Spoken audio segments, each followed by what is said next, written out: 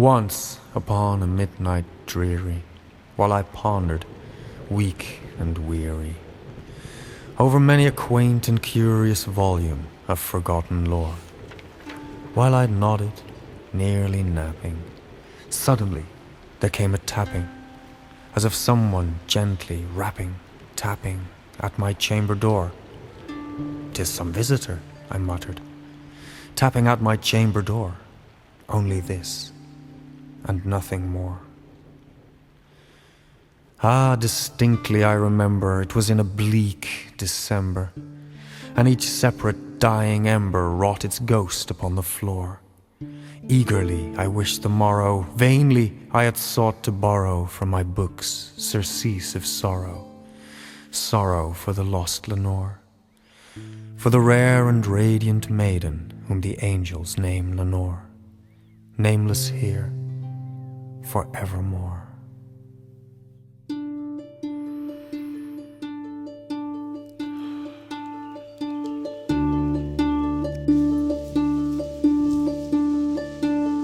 And the silken, sad, uncertain rustling of each purple curtain thrilled me, filled me with fantastic terrors never felt before.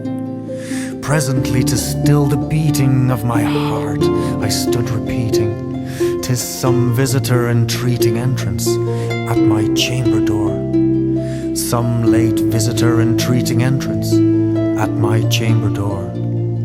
Merely this, and nothing more."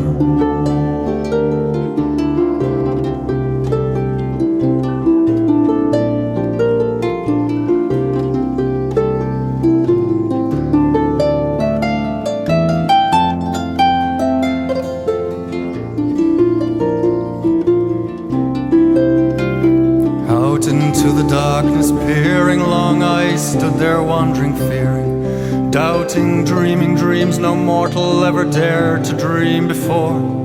But the silence was unbroken, and the stillness gave no token, and the only word there spoken was the whispered word Lenore.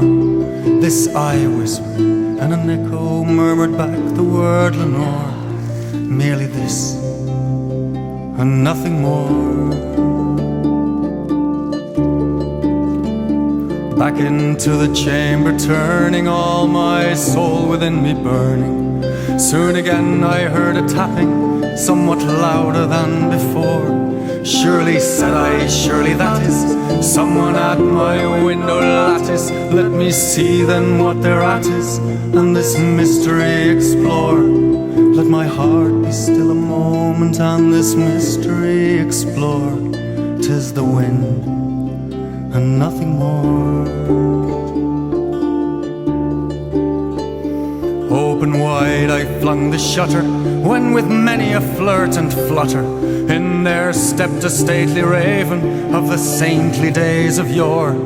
Not the least obeisance made he, not a minute stopped or stayed he, but with mien of lord or lady perched above my chamber door, perched upon a bust of Eris just above my chamber door, perched and sat, and nothing more.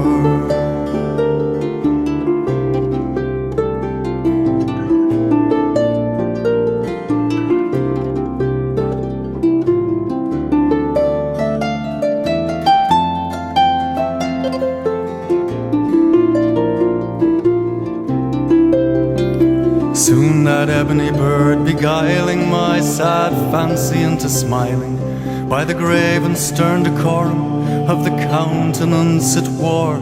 "Though thy crest be shorn and shaven, thou," I said, "art sure no craven, ghastly, grim and ancient raven, wandering on the nightly shore. Tell me what thy lordly name is on this night's Plutonian shore." Quoth the raven, "Nevermore." Now the raven sitting lonely on that placid bust spoke only that one word, as if his soul in that one word he did outpour. Nothing further than he uttered, not a feather than he fluttered, till I scarcely more than muttered, "Other friends have gone before." on the morrow he will leave me, as my hopes have flown before, quoth the raven, nevermore. Then methought the air grew denser, perfumed by an unseen censer, swung by seraphim whose footfalls tinkled on the tufted floor. Once more on the velvet sinking, I betook myself to linking fancy on to fancy, thinking what this ominous bird of yore, what this grim, ungainly, ghastly, gaunt and ominous bird of yore meant in croaking nevermore.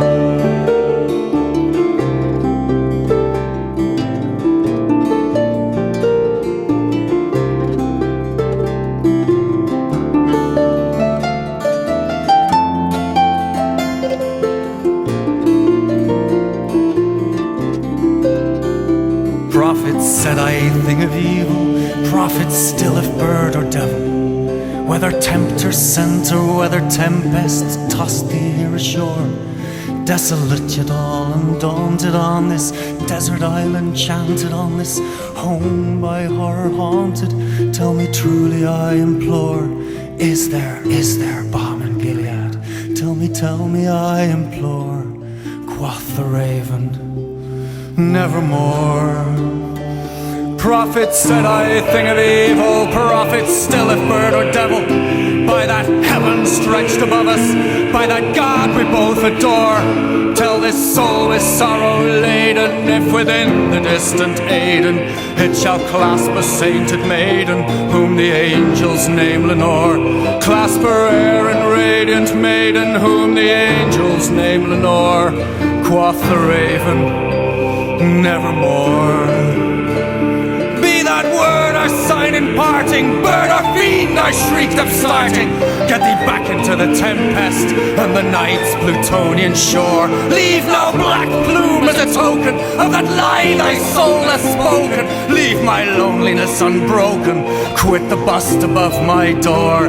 Take thy beak from out my heart and take thy form from off my door. Quoth the raven, nevermore.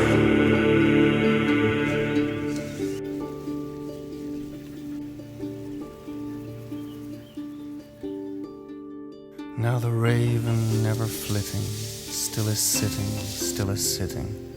on the path bust of Eris, just above my chamber door, and his eyes have all the seeming of a demon's that is dreaming, and the lamplight o'er him streaming throws his shadow on the floor, and my soul from out that shadow that lies floating on the floor will be lifted